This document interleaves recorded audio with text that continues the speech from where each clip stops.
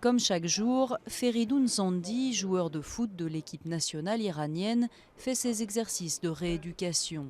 Victime d'une fracture au tibia en septembre dernier, c'est à la clinique Aspetar de Doha que le sportif a choisi de se faire soigner et ce n'est pas un hasard.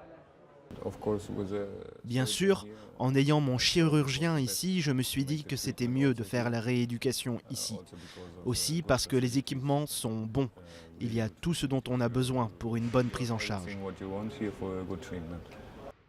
Aspetar, un centre dernier cri de médecine du sport situé à quelques pas d'un tout récent laboratoire antidopage, des installations de pointe et des millions de dollars investis par le Qatar dans un seul but, devenir la destination numéro 1 des sportifs de haut niveau étrangers et attirer les meilleurs professionnels du sport.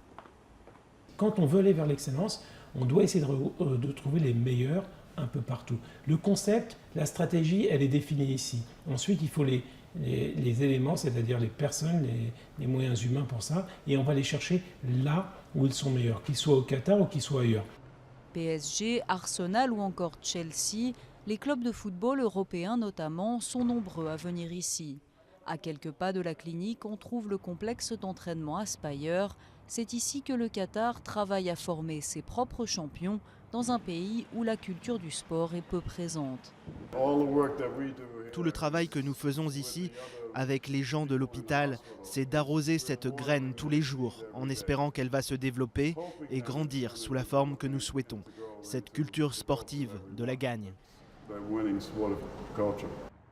Un pari audacieux alors que le Qatar reste au cœur de nombreuses critiques.